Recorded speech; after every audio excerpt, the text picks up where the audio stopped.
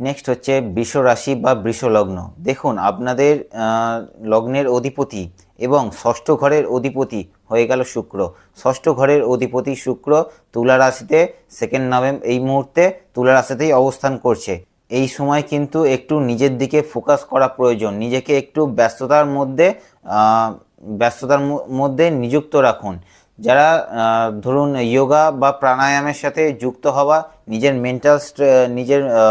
Mentally balance রাখার জন্য, mental স্ট্রেসকে কমানোর জন্য, এবং যারা জিমে জয়েন করতে চান বা এক্সারসাইজের সাথে যুক্ত হতে পারেন, তাহলে কি হবে যে যারা নিজেদের বডিকে রিশেপ করতে চান তাদের জন্য কিন্তু এটা সুন্দর একটা সময় চলছে। ফিজিক্যালি এবং মেন্টালি ফিট রাখুন নিজেকে, এবং ফিজিক্যালি মেন্টালি ফিট রাখার জন্য আপনাদের জন্য ভালো সময় চলছে।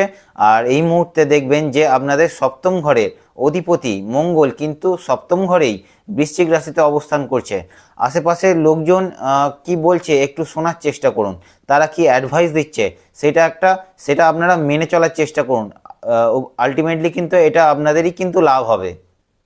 আর যেহেতু ষষ্ঠ স্থানে শুক্র অবস্থান করছে আপনাদের তুলা রাশিতে, এবং এর সাথে কিন্তু রবি অবস্থান করছে, তো দেখতে পাবেন যে আপনারা যারা লাভ অ্যান্ড রিলেশনশিপের মধ্যে আছেন তাদের লাভ লাইফে কিন্তু একটা প্রবলেমস কিন্তু চলছে। তো এই ধরনের আরও রাশিফল জানতে বা লগ্নফল জানতে বা আগামী দিনে ভালো ভালো টিপস পেতে, গুরুত্বপূর্ণ টিপস পেতে আমার এই অ্যাস্ট্রো ইউটিউব চ্যানেল অ্যাস্ট্রোজনকে সাবস্ক্রাইব করে রাখুন। Thank you.